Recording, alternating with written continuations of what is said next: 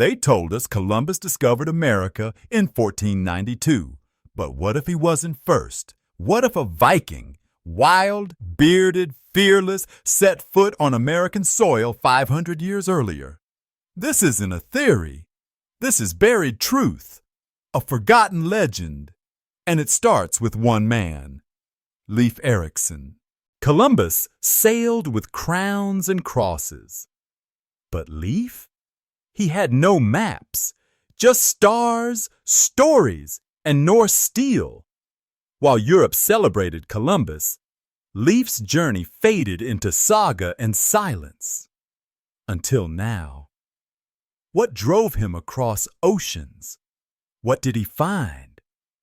And why did history forget the man who came first? Imagine crossing a freezing ocean with no compass, no charts, just wooden ships and blind courage. In the year 1000, Leif Erikson sailed west into the unknown. What he found would change history, and yet the world nearly erased his name. Leif was the son of Eric the Red, a man twice exiled for murder. Born in Iceland, raised in Greenland, Leif grew up where violence and exploration were survival. His blood carried conquest. His childhood, carved by cold seas and harder men, prepared him for something legendary. Before Leif faced the Atlantic, he lived in Greenland, the Viking frontier. Isolated, brutal, beautiful. Here, settlers survived on edge, dreaming of lands beyond. It was from this harsh coast that Leif would launch the most daring voyage in Norse history. In his 20s, Leif journeyed to Norway, the heart of Viking civilization. There, King Olaf Tryggvason demanded he convert to Christianity. Leif agreed, but the king didn't just give him faith. He gave him a mission: return to Greenland and spread the gospel, and maybe change the world. Back in Greenland, Leif heard tales from a sailor named Bjarni Herjolfsson, a man who claimed to see land far west, of course. He never stepped on it, but described forests, coastline, something real. Leif listened, obsessed. A land across the sea? He had to see it himself. Leif gathered 35 brave souls, men of the sea, hardened by ice and iron. They readied a longship, not for war, but for wonder. They weren't just chasing a story. They were chasing something no Norseman had seen, a new world. And so they set sail into myth. For weeks they faced cold winds, monstrous waves, and endless sky. The North Atlantic was a graveyard for the unworthy. But Leif was calm, focused. He trusted the stars. Then one morning, land, strange, rocky, real. The first of many shores to come. The first land they reached was cold and rocky. Flat stones stretched like endless plates. Leif named it Helluland, stone slab land. Modern scholars believe it was Baffin Island. But Leif didn't stay. Something deeper pulled him south, something warmer, something greener. Further south, trees rose like towers. Leif named this place Markland, forest land, endless timber, rivers thick with fish, a paradise for Viking builders. But still, he sailed on. He wasn't searching for just land. He was chasing a feeling, the promise of something untouched. At last, they found it. A land so green, so mild, so rich, it shocked them. Vines heavy with grapes, salmon fat in the rivers. Leif called it Vinland, wine land. It was unlike anything back home. They built shelters, and for the first time, stayed. In Vinland, Leif and his crew built camp before the snow came. But winter here was softer, kinder than Greenland. They fished, hunted, and rested.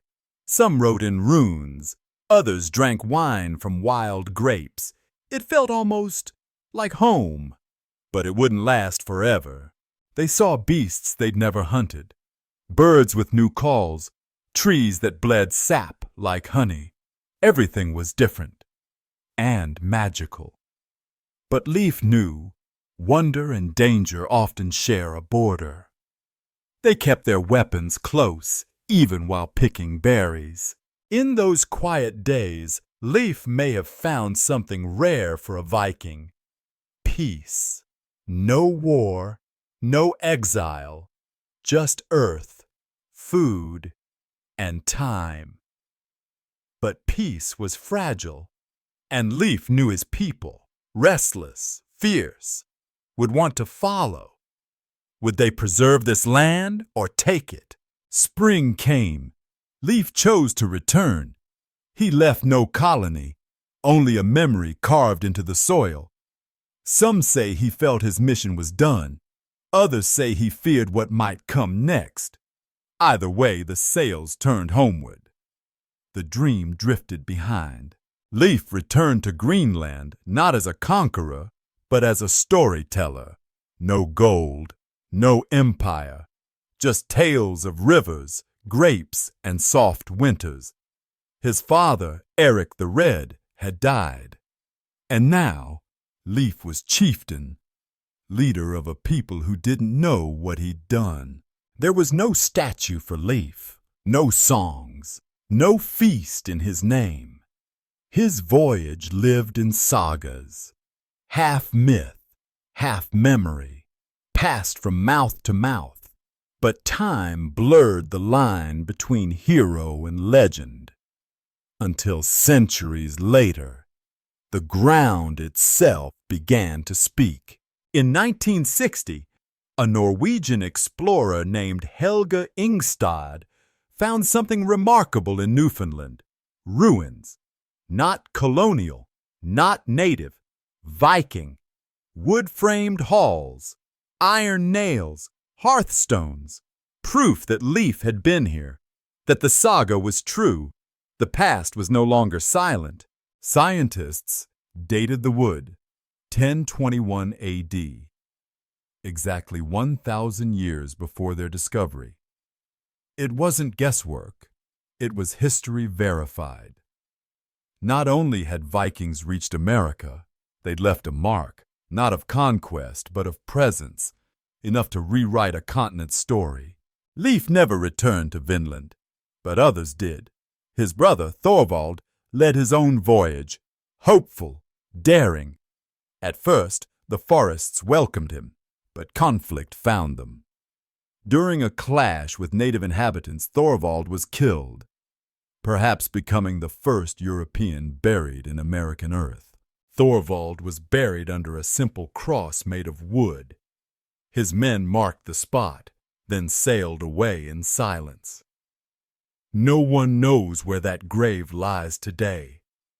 Just whispers, a memory among trees, and a chapter in a saga no one believed, until the earth spoke back. Others followed, more ships, more men. Some sought trade, others sought glory, but none stayed. The reasons were many: harsh winters, limited numbers, growing resistance from native tribes. The dream of Vinland slowly faded, leaving only fragments behind. Broken tools, sagas, and questions. The Norse called them Skraelings, native tribes who had lived in these lands for thousands of years. They hunted, fished, built, prayed. When the Vikings arrived, they weren't discovering, they were intruding, and the locals didn't always welcome them with open arms. Two sagas tell Leif's story: the saga of the Greenlanders and the saga of Eric the Red. Each tells it differently. Was it a heroic expedition or an accidental detour? The truth lies somewhere between, and for centuries, no one knew which version to believe. After a few short years, Vinland vanished from Viking memory. Leif's name dimmed. No kings praised him. No cities bore his name. Columbus would later receive the credit, the statues, the holidays. Leif was left in silence until a few explorers listened to the sagas again.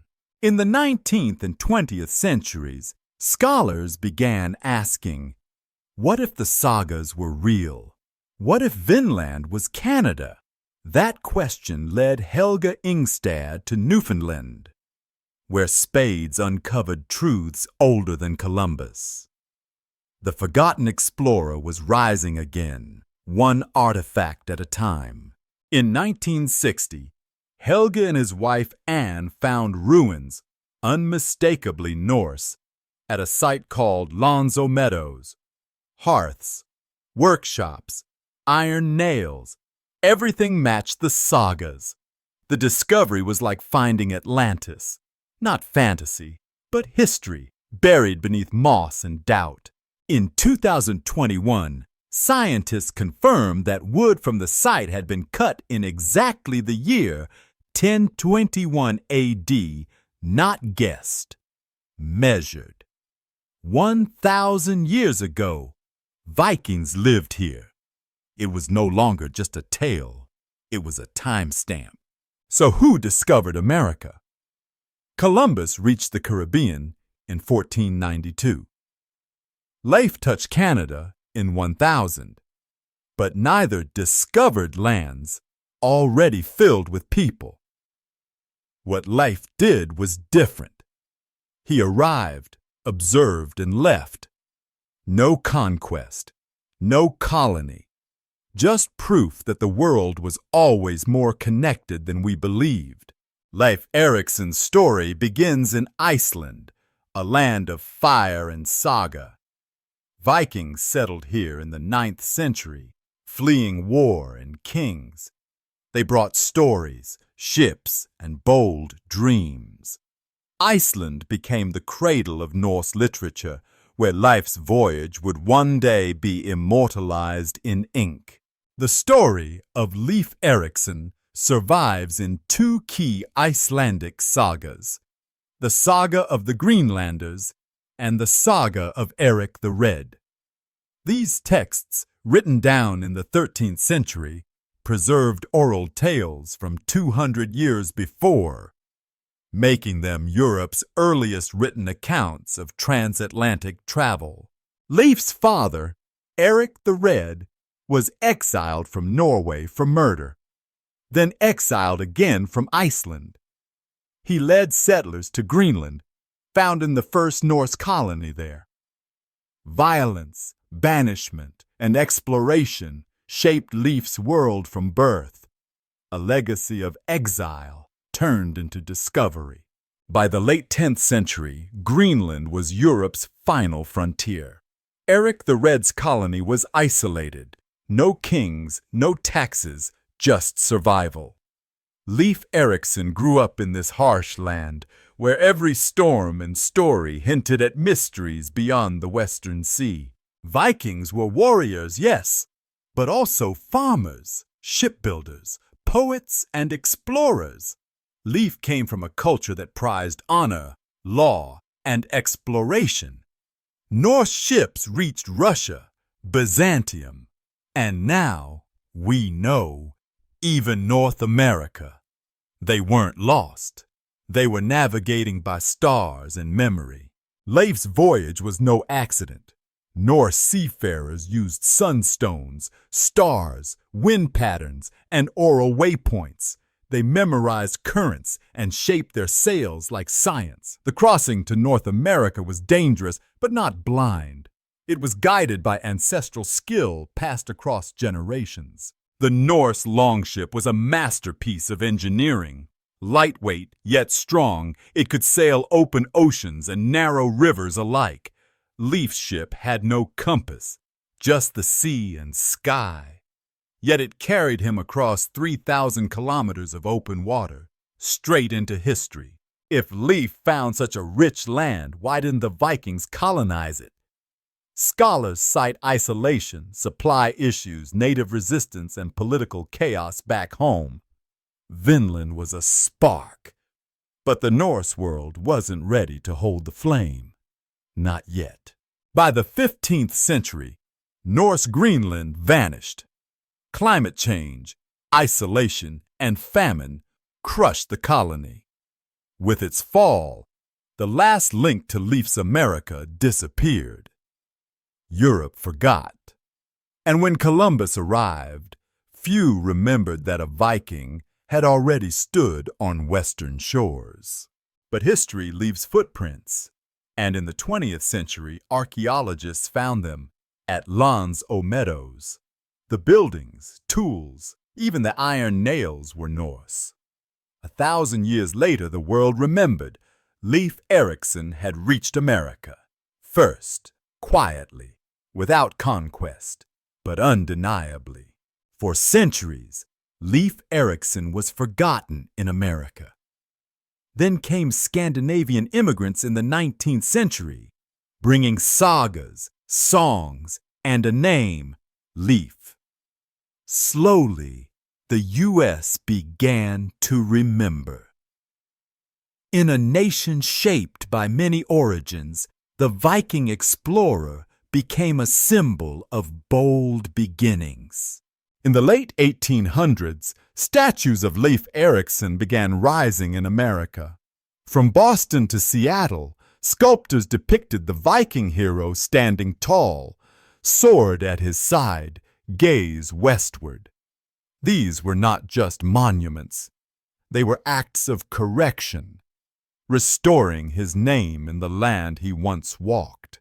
In 1964, President Lyndon B. Johnson signed a proclamation. October 9th would be Leif Erikson Day.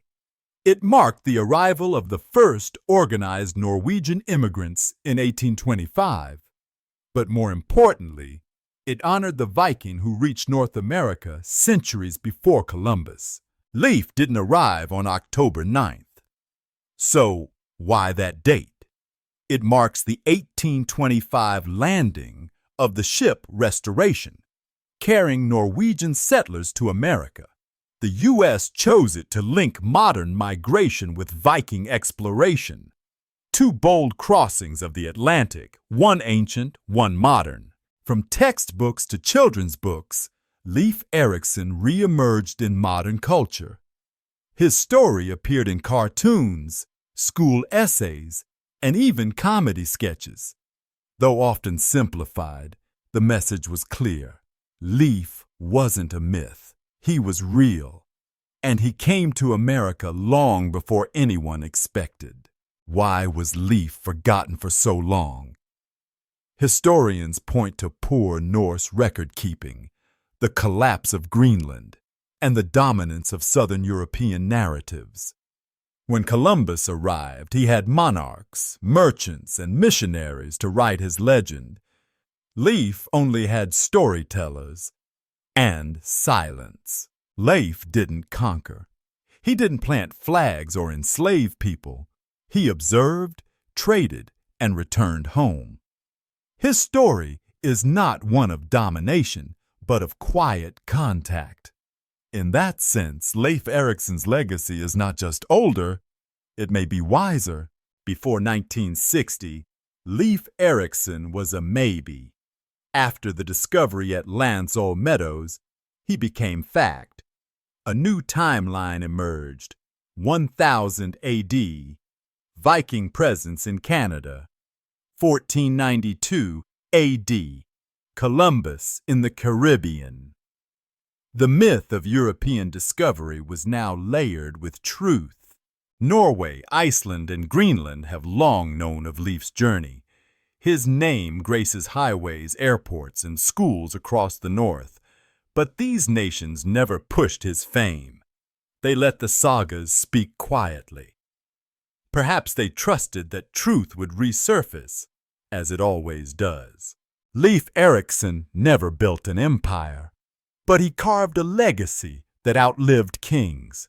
His voyage was not conquest, but curiosity. Not myth, but memory made real. And now, over 1,000 years later, his footprints remain. in ruins, in records, and in every question we still ask. At Lons Meadows, archaeologists found iron nails, soapstone spindle whorls, and a forge, proving metalwork occurred there. Native tribes didn't smelt iron, so these artifacts were unmistakably Norse. The evidence didn't whisper. It shouted, Vikings lived, worked, and built here long before Columbus. The camp wasn't large, maybe 20 to 30 people. It had 8 timber-framed buildings, including a smithy and living quarters.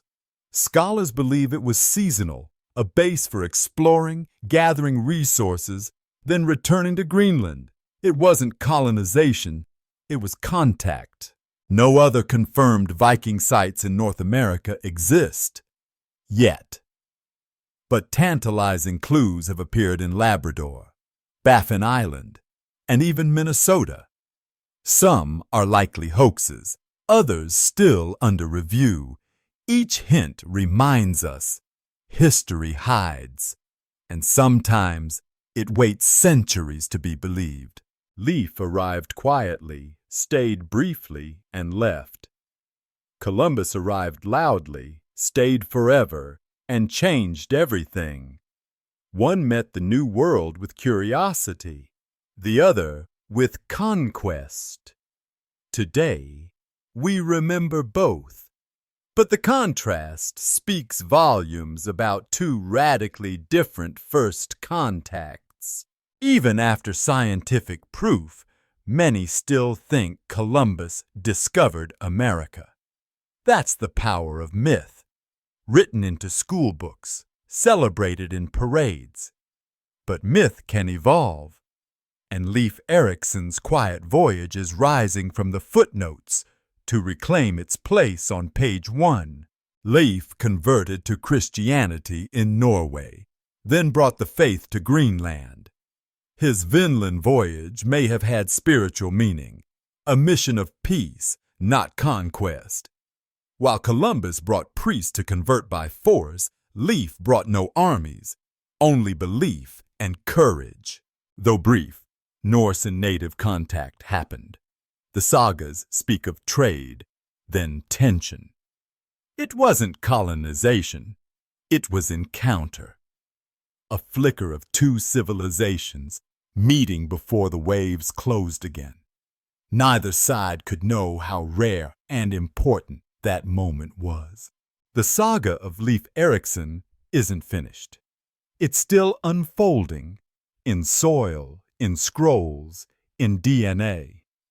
As science digs deeper and curiosity grows stronger, we're learning how global our past really is. Maybe Leif didn't just find America. Maybe he helped rewrite how we understand discovery. Leif Erikson didn't claim land, kill kings, or build cities. But that's not why he matters.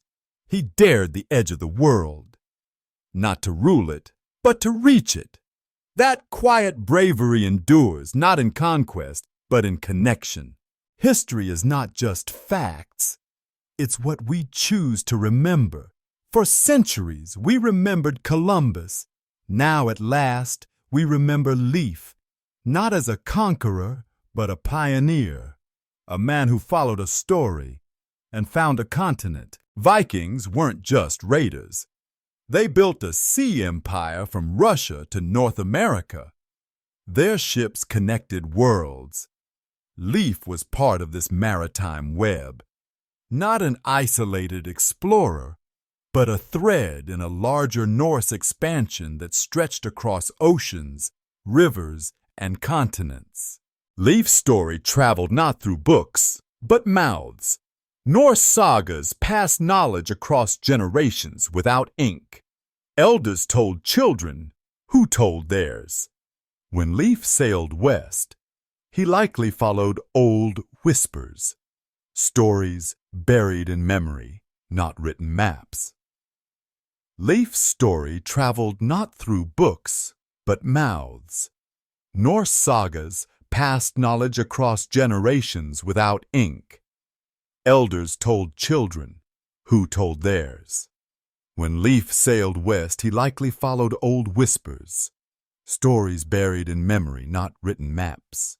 Though no direct evidence links Leif to later explorers, his voyage may have inspired whispers among sailors for centuries. Some historians believe the idea of land to the west, Vinland, influenced later adventurers to seek it again, including Bristol sailors in the 1400s. By the 14th century, Greenland was cut off, climate cooled, trade with Europe faded. The Black Death swept across the continent. When Iceland stopped sending ships, Greenland's Norse colonies slowly withered, leaving only ruins, frozen silence, and questions. Some researchers have speculated about Viking DNA in North America. While no confirmed evidence exists, occasional anomalies in genetic markers keep the mystery alive. Could descendants of Norse explorers still walk among us, unaware of ancient journeys in their blood? There's no evidence Columbus knew of Leif Erikson. The Norse sagas hadn't yet been widely translated. His voyage was independent, a different path. Yet both men crossed oceans based on stories. Both followed myths that proved more real than expected. At Lons Meadows, archaeologists uncovered a Norse forge, the only one of its kind in North America before Columbus. It proves that Vikings not only explored but produced iron here. This wasn't driftwood survival. It was skilled craftsmanship. Leif Erikson's legacy became political in the 20th century. Presidents praised him as a symbol of exploration, immigration, and quiet strength. His image bridged nations, honoring both Scandinavian roots and American ideals. A Viking reborn as a cultural diplomat. Archaeologists believe only a fraction of Norse activity in North America has been found. New sites may lie beneath forests, rivers, or even modern towns. Each excavation holds the chance to rewrite history again. For centuries, scholars dismissed the Icelandic sagas as legends, but the excavation at Lons Meadows proved them right. In timing, geography, and tone. Oral history, once doubted, now stood beside archaeology as equals. The past had spoken, clearly. Leif belonged to a world where honor mattered more than conquest. Vikings valued hospitality, oaths, bravery, and exploration. To sail west was not just curiosity. It was a test of soul, of manhood, of Norse spirit. Vinland was their frontier. We can only guess what Leif felt as he stood on Vinland's shore. Relief, awe, destiny. For a brief moment, he stood between worlds, the old and the new, and neither would ever be the same again.